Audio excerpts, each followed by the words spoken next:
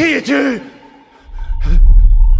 Salut à tous, Assassin's Creed Shadow vient d'être dévoilé ce mercredi 15 mai pour une sortie prévue le 15 novembre. Alors parlons-en tout de suite. Du coup, dans cette vidéo, on va voir toutes les choses qui sont à retenir dans ce trailer, que ce soit les personnages, il y en a 3 importants à retenir, que ce soit du gameplay, que ce soit le monde, que ce soit l'exploration.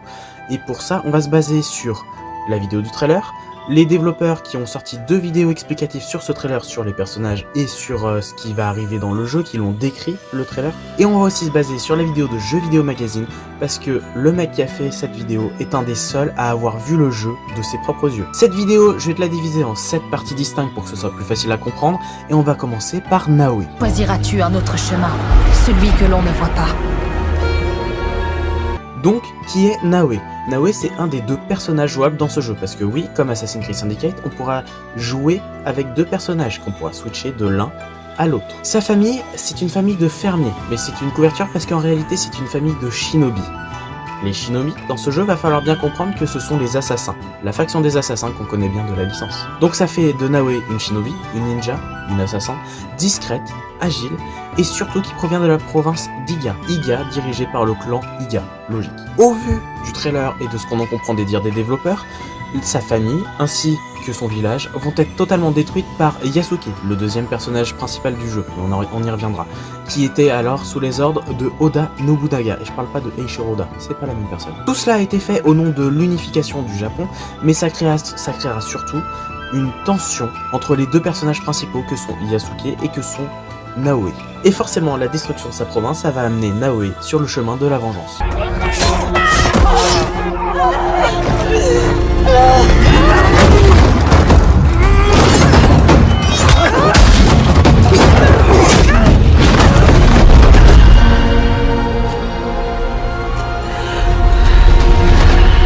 Grâce aux développeurs, on apprend que c'est une femme de valeur, qui est bénévole, qui est forte, qui est intense, qui est passionnée, qui est même altruiste, prête à aider la population, et surtout qui a un amour inconditionnel pour sa culture et ses traditions. Tout cela, elle le doit aussi à son père, Fubayashi Nagato, qui est aussi le maître des shinobi, et donc un maître assassin. De ce fait, il y a une chose qui coule de source, c'est que déjà la province Iga, c'est clairement la place forte des assassins dans le jeu, mais on comprend surtout que ce personnage, Naoe, baigne depuis toujours dans les enseignements et dans le credo des assassins, donc ça va expliquer toutes les compétences qu'elle possède. Tout ce que j'ai jamais connu. Ma terre. Nos coutumes. Ma famille. Brûle au nom de l'unification. D'ailleurs, en tant qu'assassin, Naoe disposera d'un vaste réseau d'espions qui lui apportera constamment des informations pour l'histoire. On peut voir dans le trailer que comme c'est une shinobi, elle va avoir une armure qui est assez légère, qui est faite pour être agile, rapide, et elle disposera aussi d'un équipement exclusif, un grappin. D'ailleurs, les développeurs ont bien appuyé sur le fait que Naoe, sa force, c'est sa vitesse, c'est sa rapidité, et c'est ce qui rendra ses coups létalement létaux. D'ailleurs, comme c'est une assassin, forcément on a le retour de la lame secrète, qui je te rassure tuera en un coup, mais qui aura aussi une option supplémentaire, c'est que, on peut le voir dans le trailer, lorsqu'elle sort la lame, le bout de la lame est amovible, elle peut se tourner et se prendre comme ceci, comme un petit sabre japonais, on appelle ça un tanto. Donc tu l'as compris, c'est un personnage qui va être, au niveau de son gameplay, très axé au niveau de la discrétion, et donc forcément, ça sera un personnage, ça c'est ce que je pense surtout, et les développeurs l'ont évoqué il me semble, ça sera un personnage qui va très peu avoir affaire à des hordes d'ennemis. Si elle y a affaire, va falloir fuir, parce qu'elle n'est pas faite pour combattre des hordes.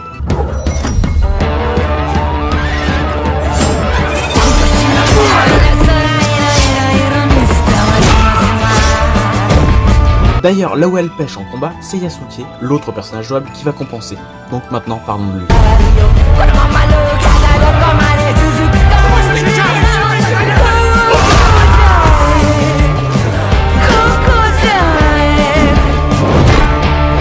Déjà, posons une base claire et nette, c'est le premier personnage jouable qui a réellement existé de toute la licence Assassin's Creed. Ezio n'a jamais existé, Altair n'a jamais existé, et ainsi de suite, sauf Yasuke.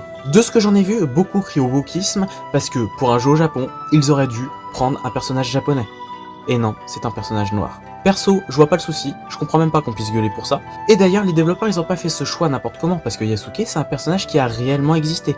Yasuke, c'est un personnage qui, à leurs yeux, apporte une dimension narrative énorme.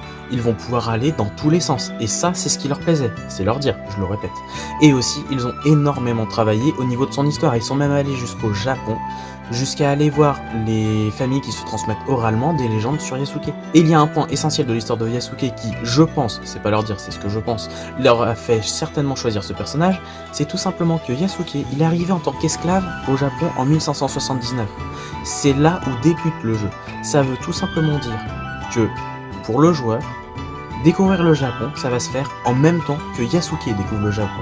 Et ça, c'est la petite chose qui fait tout. Apprenons à faire confiance, à reconstruire. Et à suivre la voie de la lame. Donc, comme je te l'ai déjà dit tout à l'heure, Yasuke, il est sous les ordres d'un mec, Oda Nobunaga. Il a participé à la destruction de la province d'Iga au nom de l'unification. Sauf que grâce au trailer et grâce au dire du développeur, on comprend rapidement que Yasuke, il va se poser des questions sur la manière de faire de Nobunaga et surtout sur la violence et la terreur qu'il va semer derrière lui. En tout cas, c'est ce que laisse entendre la discussion entre Naoe et Yasuke dans le trailer, où ils utilisent bien un proverbe aux alentours de la rivière, et que si tu suis la rivière bien, tout peut très bien se passer, mais que c'est pas forcément le chemin et que parfois tu peux dériver. Je te le remets dès tout de suite. Tu es comme une grenouille dans un puits qui n'a jamais vu la mer. Les océans se remplissent de nouveaux navires, mais tous proviennent de la même rivière. Avarice.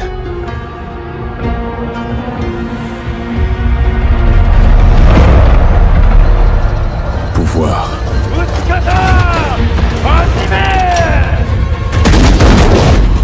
Vengeance.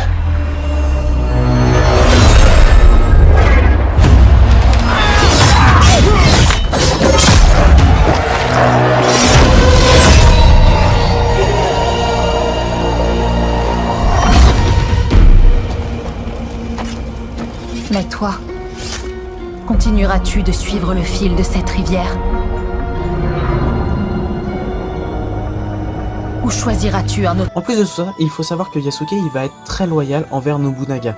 Et tout ça parce que Nobunaga l'a formé à être un samouraï. C'est lui qui l'a libéré de sa condition d'esclave. Et tout ça parce que Nobunaga a été impressionné par la capacité de Yasuke à s'adapter à sa nouvelle vie au Japon, à s'adapter aux cultures, à être respectueux envers cette même culture et à la suivre, tout simplement. Grâce au dev, on sait aussi que Yasuke, il a une relation très forte avec Nobunaga, ce qui fait qu'il a des liens plus ou moins étroits avec différentes factions dans le jeu. Donc quand je te parle de factions, je te parle des Portugais, donc on voit leur bateau d'esclaves arriver dans un port, le port de Sakai. Il a une relation étroite avec les gens qui sont pour l'unification, forcément, Nobunaga, et aussi pour ceux qui sont contre l'unification ou pour la faire différemment. Donc là, on est plus du côté de Naoe. Et il y a un dernier groupe qu'on ne voit pas dans les trailers, qui est à peine évoqué par les développeurs, ce serait les Jésuites, qui seront présents dans le jeu et qui eux aussi auraient un lien avec notre cher Yasuke. On sait aussi que Yasuke, ça sera un samouraï qui sera très grand, très fort, et qui se battra principalement avec ses katanas normales, mais aussi avec ce qui s'appelle un kanabo. Pour ceux qui savent pas, c'est une sorte de massue japonaise avec des pics. C'est un peu comme un fléau qu'on avait, sauf que là c'est une massue quoi. Ça va en faire un personnage qui sera lent, mais en contrepartie qui sera fort. C'est également un personnage qui sera respectueux, qui sera sage, qui sera intelligent. Et tu te douteras que c'est pour toutes ces qualités que Nobunaga lui portera un certain intérêt. D'ailleurs, parlons-en de Nobunaga. Avarice.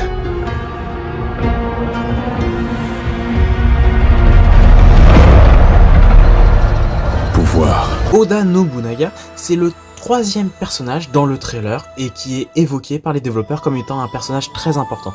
Pourquoi? Tout simplement parce que si tu suis l'histoire et si tu suis la période historique dans laquelle va se passer Shadow, c'est tout simplement l'un des trois grands unificateurs du Japon, donc une figure extrêmement importante de son époque. Ce gars-là, c'est un gars qui aura des liens très importants avec la faction des Portugais, et qui surtout, comme je te l'ai déjà dit tout à l'heure, sera très impressionné par Yasuke, et qui le formera en tant que samouraï. Et je te le redis, mais c'est quand même lui qui est l'instigateur de la destruction de la province d'Iga, province de Naoe, donc province des shinobi, hub central des assassins, en quelque sorte. Donc je te le dis, je pense personnellement que ce mec-là, ça c'est mon avis personnel, ça sera soit un templier, soit il va être contrôlé par les templiers, manipulé, et ceci, ça sera certainement les Portugais. Ce qui est sûr par contre, c'est que Nobunaga, il va avoir un rôle et une influence juste énorme dans le jeu et dans le monde du jeu.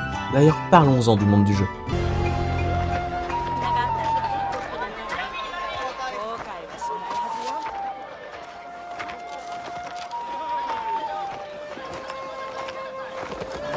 Apprenons à faire confiance, à reconstruire.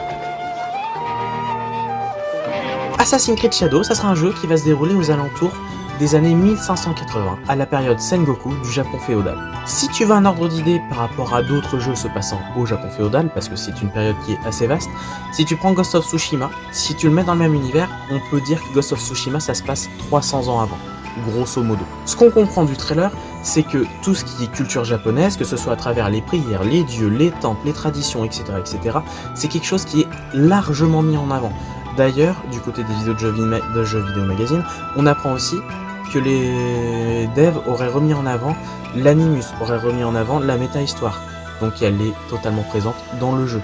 En parallèle de tout ça, que ce soit les dires des devs ou grâce au trailer, on comprend très largement qu'il va y avoir une sorte de dualité qui va se créer entre nos deux personnages, qu'ils vont être à la fois complémentaires et à la fois en tension. Déjà parce que shinobi, samouraï, honorable, moins honorable, etc., qu'il y aura des différences de classe sociale, que ça va beaucoup parler de cette dualité. D'ailleurs, les devs ont clairement dit que le jeu va débuter sur une grosse tension entre nos deux personnages et petit à petit, ça va être une vraie complémentarité entre les deux qui va se créer. Il y a une volonté vraiment de mettre en avant Yasuke et même Naoe au niveau de leur humanité, de montrer vraiment que ce sont des êtres humains, qu'ils ont de la compassion, etc. L'on ne voit pas. Nous devons trouver cette voie, ensemble.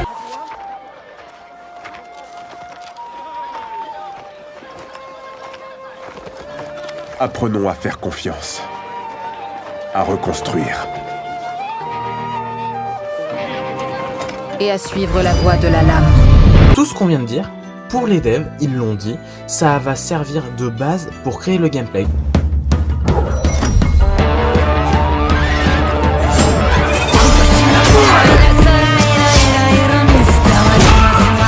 Et donc en termes de gameplay, on va déjà avoir la base de la base qu'on va poser, ça va être le retour de RPG massif de type Odyssey, de type Origin, de type Valhalla, et tout ça après un Mirage qui avait totalement abandonné ça. On aura donc le retour des amitiés, le retour des romances, des armes personnalisables, améliorables, un système de niveau, et on aura aussi un hub central qui prendra la forme d'un avant-poste d'assassin, et si on doit vraiment prendre un exemple, je dirais dans Valhalla, le village de Ravenstorm. En parallèle de tout ça, on sait qu'il va y avoir une roue de compétences de disponible. Pour les deux personnages, il y aura des compétences qui seront uniques, et il y aura des compétences qui seront partagées. Les compétences qui seront uniques, ça sera pour Naoe, pour les débloquer, il faudra aller chercher des parchemins de ninja, et en ce qui concerne Yasuke, il va falloir faire des combats de samouraï pour les débloquer. Un peu, je pense, ça me fait beaucoup penser à Ghost of Tsushima. Il faut également savoir que les saisons et le jour vont passer de façon dynamique, c'est-à-dire qu'à tout moment, dans ton jeu, ça peut être l'hiver, et pour chez un autre joueur, ça peut être l'été. Ça peut changer au fur et à mesure du temps. Tu peux faire une mission en été, en hiver, au printemps, tout est changeable. Et le truc, c'est qu'il est bien dit que ça aura un impact sur ton gameplay. Donc, il a été dit, donc de ce que j'ai compris, que s'il neige, ça va troubler la vision des ennemis, ils te repéreront moins. Que si c'est le printemps, si c'est l'été, il y aura plus de végétation, donc forcément plus d'endroits où se cacher. C'est sur tous ces points-là, ça va être inclus dans le gameplay, ça va être à prendre en compte pour les joueurs. Et ça, c'est super intéressant, je trouve. Ensuite, comme tu l'as bien compris, on a deux personnages jouables. Deux personnages qu'on pourra switcher de l'un à l'autre, avec des spécificités uniques de l'un à l'autre. Ça, on aura Yasuke, qui sera un samouraï, qui sera plus honorable, qui sera plus combat en face à face. Et on aura une Naoe, qui sera plus là pour la discrétion, qui sera plus là pour s'infiltrer, et chacun aura des compétences en fonction de ces aspects-là. Et de ce fait, on le comprend direct parce que c'est les développeurs qui l'ont dit, donc ça j'en suis certain, c'est que les missions et les lieux du jeu sont tous pensés et faits de façon à ce que, quel que soit le personnage que tu prennes, que ce soit Yasuke, que ce soit Naoe, bah tu puisses les utiliser au mieux de leur capacité. Si tu prends Naoe, on sait qu'elle a le grappin qui lui est exclusif, donc forcément, il y aura des points d'accroche de grappin qui seront faits pour s'infiltrer plus facilement. Et pareil pour Yasuke, il y aura les combats vont s'adapter en fonction et tout ça. D'ailleurs, petite mention spéciale à ce qu'ont dit les développeurs, et j'espère que ça sera bien fait parce que je veux voir comment c'est fait. Il y aura de la destruction dynamique, et la destruction dynamique, ça se voit dans le trailer. Surtout via Yasuke. Donc on le voit à un moment, il y a 2 samouraïs derrière une porte, on voit juste leurs ombres, et il y a Yasuke qui arrive et qui donne un gros coup de son kanabo, ouais, c'est ça, et ça détruit totalement la porte. D'après les développeurs, ce truc-là, ça sera in-game. Tu pourras vraiment le faire, ça sera pas juste lié au trailer. Et ça va pas juste s'arrêter à 1 ou 2 portes. D'après la développeuse qui parlait à ce moment-là, tu pourras par exemple détruire totalement un marché entier dans une ville, tu vois. Ce qui n'est pas rien et c'est quelque chose vraiment j'ai hâte de voir parce que ça peut être super stylé et super intéressant. Vraiment, là j'ai ma petite théorie, mais imagine, tu pètes un mur, le mur tombe et ça tombe sur l'ennemi et vraiment ça influe là aussi sur ton gameplay. Ça peut être extrêmement stylé. Forcément, qui dit gameplay, qui dit Assassin's Creed dit infiltration et combat. Alors parlons-en.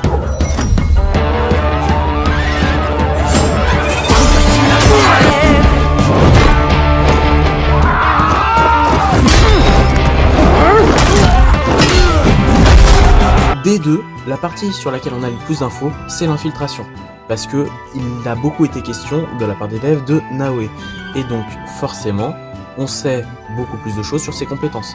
On sait qu'elle pourra grimper au plafond, qu'elle pourra utiliser son grappin, qu'elle pourra, pour la première fois dans un jeu Assassin's Creed, ramper au sol. Tout ça est fait en fait, et on le comprend tout de suite, c'est pour améliorer tes déplacements pour l'infiltration. Et on apprend aussi que la lame secrète va faire son grand retour et qu'en plus elle aura la capacité de tuer en un seul coup. Et ça fait plaisir. Les développeurs ont aussi dit qu'il y aura pas mal de gadgets pour Naoe, notamment, on le voit un peu dans le trailer, des objets de lancer, donc j'ai pas très bien vu si c'était des shurikens ou de simples couteaux de lancer, mais ça sera présent. Et surtout, chose hyper importante, c'est que depuis les 3-4 derniers Assassin's Creed, on a toujours notre protagoniste avec un aigle et donc la possibilité d'avoir une vision vue du ciel, de pouvoir visionner les ennemis, de pouvoir les marquer, tout ça vue du ciel. Et bah ça, vous l'oubliez, ça n'existera plus dans Shadow.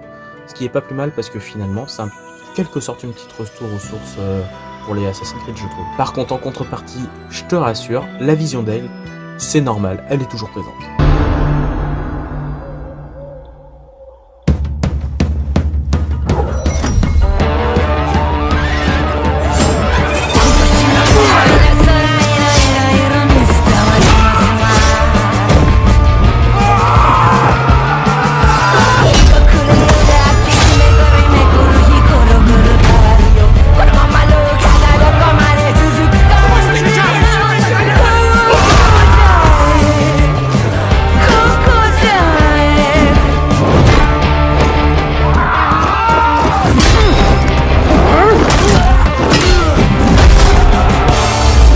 Du côté combat, ça sera la partie qui va être le plus dominée par Yasuke.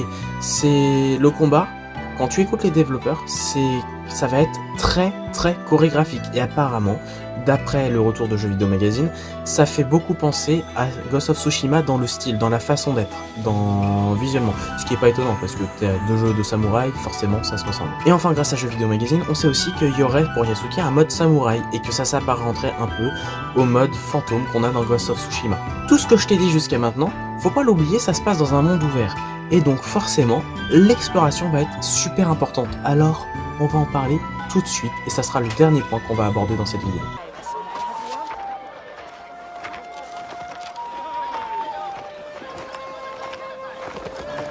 Apprenons à faire. Le monde de Shadow va être vaste, très vaste. Apparemment, ce serait quelque chose de l'équivalent de la taille de la carte d'Assassin's Creed Odyssey. Sauf que Odyssey, je te le rappelle, il y avait la mer, il y avait de l'eau, à tel point qu'il y avait la composante navigation. Là, on est au Japon. On est sur de la terre, partout. Ça veut dire qu'il n'y aura pas de mer, qu'il n'y aura pas de bateau, et donc que ce sera une carte pleine. Ça veut dire que les développeurs sur une carte aussi grande que ça, ils vont devoir remplir à mort. Faut aussi savoir que la carte ne va pas représenter comme dans les derniers jeux tout le Japon, tout un pays, genre toute l'Égypte, toute l'Angleterre, etc., etc. Là non, là ça va juste représenter la partie centrale du Japon, sur l'île principale. Pourquoi ? Parce que c'est là que la majorité des événements lors de l'unification du Japon se sont produits. Que ce soit grâce au trailer ou aux autres images qui peuvent circuler, on sait aussi que va y avoir des éléments très importants sur la carte, des grandes villes. Donc je pense à Tokyo, je pense à Kyoto, je pense à Osaka et aussi au port de Sakai dont on a déjà parlé. Et d'ailleurs un des lieux qu'on voit dans le trailer, donc on sait à quoi il va ressembler, c'est le port de Sakai. Le port de Sakai il ressemble à quoi ? Eh bah c'est un grand port, un port commercial, et ce qu'on y voit principalement ce sont de grands bateaux. Et ces bateaux, c'est les bateaux de la faction portugaise. Et aussi en dehors des lieux importants qu'on voit dans le trailer, on a beaucoup de paysages qui nous sont montrés. Et il faut se dire que depuis qu'on sait que les saisons et le cycle jour-nuit sont dynamiques, les uns avec les autres, on peut être à peu près sûr d'une chose, c'est que tous ces paysages ils vont être vachement changeants au cours d'une partie, et ça va être incroyable. Le même paysage n'aura sûrement pas la même tête en hiver qu'en été, et ça, c'est pas rien. Ça, c'est beau, je trouve. Vraiment, imagine, et là c'est ma théorie à moi, mais si dans le jeu, il y a des éléments que tu peux avoir accès que en été parce que la neige couvre quelque chose, ou que tu ne verras pas une entrée d'une grotte par exemple. Je suppose qu'il y aura des grottes, je sais rien du tout, mais imaginons il y a une grotte que tu ne vois pas l'entrée de la grotte en hiver et au printemps et tout ça, et parce que il y a des feuillages devant, ou des fois il y a la neige et il faut attendre l'automne pour qu'il n'y ait pas de neige et qu'en plus de ça les feuillages soient tombés, tu vois. Et là ça te permettrait de découvrir l'entrée de cette fameuse grotte ou d'un bâtiment. Ça serait super intéressant s'ils font ça. Et cet aspect, ça nous obligerait à devoir être curieux et devoir observer constamment dans le monde. Et apparemment, c'est l'élément essentiel pour l'exploration qu'ils ont mis en avant. Pourquoi ? Parce qu'on va devoir dire adieu à la mini-carte, on va devoir dire adieu au point d'intérêt, etc. Maintenant, ça va être tes yeux, tes oreilles qui vont t'aider à te diriger. D'après Jeux Vidéo Magazine, cette façon d'explorer serait beaucoup basée sur le mode d'exploration de Odyssey. Sauf que ce mode d'exploration de Odyssey, dans Shadow, ça serait le mode d'exploration de base en fait. Donc forcément, ça sera plus compliqué pour avoir accès à différents points d'intérêt pour explorer. Ça va demander de la curiosité pour les joueurs, et ça sera plus compliqué pour découvrir, tu vois. Mais en même temps, ça sera plus immersif, et pour ceux qui se disent que ça va vraiment être dur, les développeurs ont apporté un élément de réponse là-dessus. C'est que les espions vont pouvoir apporter des éléments. Les espions vont pouvoir arriver et te dire tiens, j'ai vu ça là-bas, va voir, ça pourrait t'intéresser, tu vois. Donc cet Assassin's Creed Shadow qui vient d'être dévoilé s'annonce comme être une expérience immersive, détaillée, avec pas mal d'exploration, les personnages qui switchent, etc. Ça s'annonce être grandiose. Personnellement, c'est un jeu que j'attends de fou, et j'espère que avec ma vidéo, toi aussi tu t'es mis à l'attendre de fou. Vraiment. D'ailleurs, cette vidéo, si tu l'as bien aimée, n'hésite pas à t'abonner parce que n'importe quelle qu'elle soit, la première information qui tombe sur Assassin's Creed Shadow d'ici le 15 novembre, parce que je le rappelle, c'est sa date de sortie, tu l'auras directement sur ma chaîne YouTube. Donc n'oublie pas de liker la vidéo, de t'abonner et d'activer la petite cloche si tu y penses et si la vidéo t'a plu. Ah, et n'oublie pas une chose, rien n'est vrai, tout est permis.